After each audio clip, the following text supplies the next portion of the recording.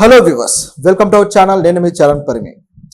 Junior NTR cinema event నిన్న రద్దు చేయడం జరిగింది. అయితే ఈ రద్దు వెనకాల కేవలం అందరూ మాట్లాడుకునే పై విషయాలే కాదు, ఇంకేమైనా లోపోలి విషయాలు ఏమన్నా ఉన్నాయా అన్నట్లుగా కొన్ని డౌట్లు అయితే ఉన్నాయి. ఎందుకంటే చాలా కాలంగా చూస్తే జూనియర్ ఎన్టీఆర్ సినిమాల ఈవెంట్లు, వాటిల్లో జరిగే ఇబ్బందికరమైన పరిస్థితులు, ఆయన ఫ్యాన్స్ కలిగించేవి, అలాగే ఫ్యాన్స్కు జరిగే కొన్ని రకాల పొరపాట్లు అనాలా లేకపోతే అపశృతులు అనాలా, ఇటువంటివన్నీ జరుగుతూ వస్తున్నాయి.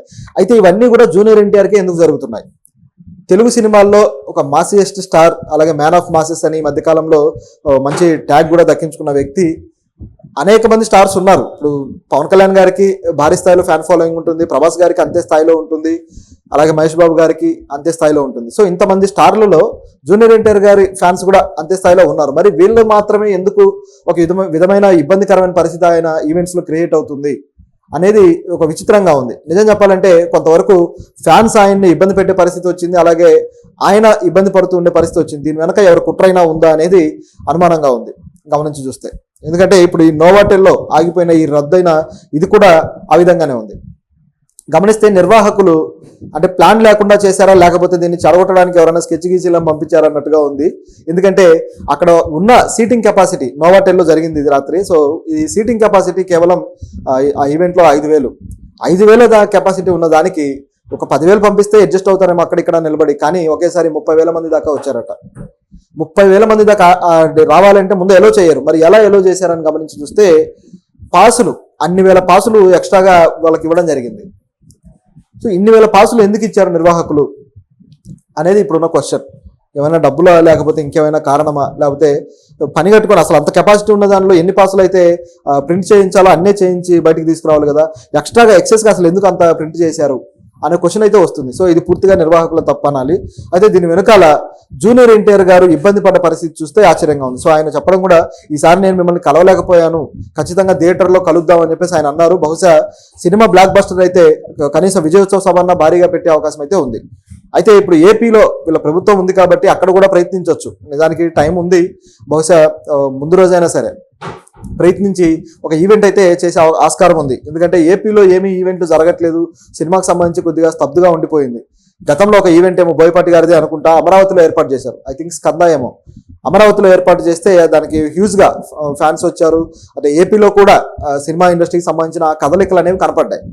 అదే జూనియర్ ఎన్టీఆర్ గారు దిగితే అది కూడా అమరావతిలో ఏర్పాటు చేయగలిగితే చంద్రబాబు గారి ట్రేడ్ మార్క్ ఉందో ఆ ట్రేడ్ మార్క్ను అక్కడ చూపించడానికి, అమరావతిని మళ్ళీ అందరి చేత ఆమోదయోగ్యంగా చేయడం కోసం అటువంటి అవకాశం ఒకటి దొరుకుతుంది.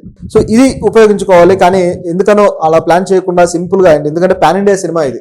ఇంత భారీ స్థాయి సినిమాని సింపుల్గా ఏదో హోటల్లో పెట్టేసి కొద్దిమంది ఆడియన్స్ను పెట్టడం వల్ల అది ఈ స్థాయి ఇబ్బంది అయితే క్రియేట్ చేసింది. నిజానికి గతంలో ఎన్టీఆర్ గారి ప్రీ రిలీజ్ ఈవెంట్లకి లక్షల మంది వస్తారు. అయితే వాటిలోని అపశృతులు కూడా జరుగుతూ ఉంటాయి. ఇప్పుడు గమనిస్తే ఒక సినిమా ఈవెంట్, ఐ థింక్ అది ఉసరవల్లి లేకపోతే నాన్నకు ప్రేమతో. సో ఈ సినిమాను మొత్తానికి ఒక సినిమా ఈవెంట్లో ఇదే విధంగా ఒక ఫ్యాన్ అనుకోకుండా ఒక కరెంట్ షాక్ కొట్టి చనిపోయాడు. సో ఆయన ఈవెంట్కి వచ్చిన ఒక ఫ్యాన్ ఇటువంటి అపశృతి జరిగి మొత్తానికి ఈవెంట్ మొత్తం కూడా ఒక్కసారిగా విషాదంలోకి జారుకుంది. సో అటువంటి పరిస్థితి జూనియర్ ఎన్టీఆర్కే ఎందుకు వస్తుంది, ఆయన ఈవెంట్స్లోనే ఇటువంటివి ఎందుకు జరుగుతున్నాయి అనేది పట్టుకుంది. చాలాసార్లు ఆయన ఈవెంట్స్కి వచ్చినప్పుడు క్లియర్గా చెప్తాడు, స్టేజ్ మీదనే మీరు జాగ్రత్తగా ఇళ్ళకి వెళ్ళండి, మీకోసం కుటుంబ సభ్యులు ఎదురు చూస్తూ ఉంటారు, జాగ్రత్త అని చెప్తూ ఉంటారు. అలా చెప్పినా సరే ఇటువంటి అపశృతులు జరుగుతూ ఉన్నాయి. సో బహుశా దీని వెనకాల ఏమైనా ఆయనకు సరిపడని విషయాలు ఏమన్నా ఉన్నాయా? ఇంకా గమనించి చూస్తే కొద్ది కాలం క్రితం ఇద్దరు ఫ్యాన్స్ గొడవ పడ్డారు, ఇద్దరు హీరోల ఫ్యాన్స్. అందులో ఒక హీరో ఫ్యాన్ మరో హీరో ఫ్యాన్ చంపేస్తే అది కూడా పెద్ద ఇష్యూ అయిపోయింది. దాంట్లో కూడా జూనియర్ ఎన్టీఆర్ ఇబ్బంది పడిపోయి రియాక్ట్ అవ్వాల్సి వచ్చింది. అక్కడ కూడా పవన్ కళ్యాణ్ గారి ఫ్యాన్ ని, ఇటువైపు జూనియర్ ఎన్టీఆర్ గారి ఫ్యాన్, ఇద్దరు గొడవ పడి ఎన్టీఆర్ గారి ఫ్యాన్ అతన్ని చంపేశాడు. అంటే ఒక విద్వేషపూరితమైన ఫ్యానిజంకి వీళ్ళు వెళ్ళిపోయారనమాట. అది కేవలం హీరోలను అభిమానించడం దగ్గర ఆగకుండా విద్వేషము, కోపము తెచ్చుకొని మానవత్వం మర్చిపోయే స్థాయికి బిహేవ్ చేయడం అనేది ఒక ఇబ్బందికరమైన పరిస్థితి. చాలాసార్లు హీరోలు వీళ్ళ వల్ల ఇబ్బందులు పడుతున్న సంఘటనలు ఉన్నాయి. కానీ వీళ్ళు సంయమనం పాటించి ఆ గౌరవప్రదంగా మలిగే పరిస్థితి ఉన్నప్పుడే ఆ హీరోలకు కూడా గౌరవం. ఆ ఫ్యాన్ అలా జరిగిన తర్వాత పవన్ కళ్యాణ్ గారు ఆ ఫ్యాన్ ఇంటికి వెళ్ళిపోయి ఎవరైతే చనిపోయారో వాళ్ళ ఇంటికి వెళ్ళి పరామర్శించి రావడం. మరోవైపు చూస్తే జూనియర్ ఎన్టీఆర్ ఇలా చేసే వాళ్ళు ఎవరు నా ఫ్యాన్స్ కాదు, ఇది సరైనది కాదు అని చెప్పేసి ఆయన డైరెక్ట్గా మీడియా ముఖంగా రియాక్ట్ అయ్యాడు. అంటే ఆ స్థాయి ఫ్రస్ట్రేషన్ ఆయనకు వచ్చింది. ఫ్యాన్స్ అనేవాళ్ళు ఏమైనా సేవా కార్యక్రమాలు ఏమైనా మంచి పనులు చేయకుండా ఇలా గొడవపడి చంపుకుంటారా అనే బాధ ఆయనకు కలిగింది.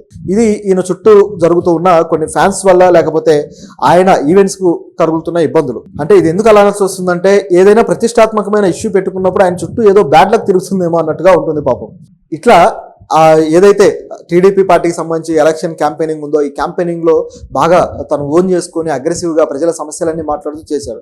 ఆ టైంలో కూడా ఆ క్యాంపెయినింగ్ లో యాక్సిడెంట్ అయింది ఆయనకి, భారీ స్థాయి యాక్సిడెంట్ అయ్యి చాలా మొత్తం బ్లడ్ ఇదైపోయి అది చూస్తే భయానకంగా ఉంటుంది. చావు నుంచి బయటపడ్డాడ్రా అనే ఫీలింగ్ వస్తుంది అక్కడ. సో నిజానికి ఆ తర్వాతే ఆయనలో చాలా మార్పు వచ్చేసింది. అంటే సైద్ధాంతికంగా కావచ్చు, నిజం చెప్పాలంటే తాత్వికంగా ఆయన చాలా మెచ్యూర్డ్గా ఆలోచించడం మొదలుపెట్టాడు అప్పటి నుంచి కూడా. అంటే జీవితం అంటే ఏంటి, క్షణాల్లో బూడిదయ్యేదే కదా, ఎందుకు మనకి ఇన్ని శశభిషలు, ఎందుకు ఇన్ని ఆర్భటాలు అన్నట్లుగా ఆయన ఒక తరహా జ్ఞానోదయం తెచ్చుకున్నాడని చెప్పేసి అనేక సార్లు మాట్లాడాడు. ఇటువంటివి ఆయన జీవితంలో ఎదురుపడుతూ వచ్చాయన్నమాట. ఎందుకు ఆయన జీవితం ఈ విధంగా వెళ్ళిపోతుంది గమనించి చూస్తే, ఇదేదో మురారి సినిమాలో కాన్సెప్ట్ ఉంటుంది చూడండి, ఆ టైప్లో కనిపిస్తూ ఉంది అనమాట. వాళ్ళ కుటుంబంలో కూడా ఇలాగే యాక్సిడెంట్లతోటి చనిపోయిన వాళ్ళే ఉన్నారు. వాళ్ళ తండ్రి కావచ్చు, వాళ్ళ ఫాదర్, అలాగే ఆయన పెద్ద అన్న, అంటే కళ్యాణం కన్నా పెద్ద ఆయన. సో ఆయన కూడా హరికృష్ణ గారి కన్నా ముందే సేమ్ ఇలాగే ఒక కార్ యాక్సిడెంట్లో చనిపోవడం జరిగింది. సో అప్పటి నుంచి ఆ కుటుంబంలో ఒక విషాదం మొదలైంది. ఇటువంటి పరిస్థితులు ఎదుర్కొంటూ రావడం జరిగింది. సో ఎందుకు ఈ విధంగా అవుతుంది అనేది అందరికీ ఉన్న ప్రశ్న. ఈ మధ్య కాలంలో కూడా బాగా వైరల్ అయిన విషయం ఏంటంటే, ఆయన ఏదో తన మదర్కి కర్ణాటకలో ఒక మఠాన్ని, శ్రీకృష్ణ మఠాన్ని దర్శింపజేయడానికి వెళ్ళాడు. ఆ టైంలో బాలకృష్ణ గారి గోల్డెన్ జూబ్లీ జరిగితే దానికి ఈవెంట్కి ఆహ్వానం వచ్చినా సరే వెళ్ళలేదు. సో ఇది కూడా అంటే ఆయన అవమానించారు, ఆహ్వానం ఇవ్వలేదు అని చెప్పేసి పెద్ద వాదనలు వచ్చాయి. అయితే ఎన్టీఆర్ గారికి సంబంధించి ఏదైతే శత జయంతి జరిగిందో దానికి వాస్తవానికి మరి ఆయనకి సరైన ఆహ్వానం అందలేదా, లేకపోతే ఆహ్వానం అందించే క్రమంలో సరిగా ట్రీట్ చేయలేదా తెలియదు, కానీ దానికి కూడా ఆయన హాజరవ్వలేదు. నిజానికి రామ్ చరణ్ గారు, లేకపోతే పెద్ద పెద్ద స్టార్లు కూడా వచ్చారు అక్కడికి, రజనీకాంత్ గారు, వీళ్ళంతా. సో ఈ టైప్లో ఎందుకనో ఆయన చుట్టూ ఒక బ్యాడ్ లక్ తిరుగుతుందా, లేకపోతే ఏదైనా కుట్రపూరితమైన ఇష్యూ ఆయన ముందు నడుస్తూ ఉందా అనే డౌట్ అయితే అందరికీ కలుగుతూ ఉంది. కానీ ప్రతిదీ కూడా జూనియర్ ఎన్టీఆర్ గారు ఎదుర్కొని పోరాడి నిలబడగలిగేవాడే, ప్రతిదీ కూడా అలాగే నిలబడ్డాడు కూడా. మామూలుగా ఒక సేయింగ్ ఉంటుంది అనమాట, అంటే బరువు మోసేవాడికే బాధ్యతలన్నీ పెరుగుతూ ఉంటాయి, దేవుడు ఇస్తాడని చెప్పేసి ఒక సేయింగ్ ఉంటుంది. అంటే మోయగలడు, సత్తా ఉన్నవాడు ఏదైనా సరే డీల్ చేయగలడు కాబట్టి ఆయనకి ఇలాంటివన్నీ వస్తున్నాయనే ఇదైతే కనిపిస్తూ ఉంది. అయితే ఇటువంటి అపశృతి తొలగిపోవాలంటే మంచి హిట్ అయితే కొట్టాలి. ఆ సినిమా బ్లాక్ బస్టర్ గానే అయిందంటే ఫ్యాన్స్కి అంతకన్నా ఆనందం ఉండదు. ఈ ఈవెంట్ కనీసం విజయోత్సవ సభ అయినా సరే భారీ స్థాయిలో జరగాలని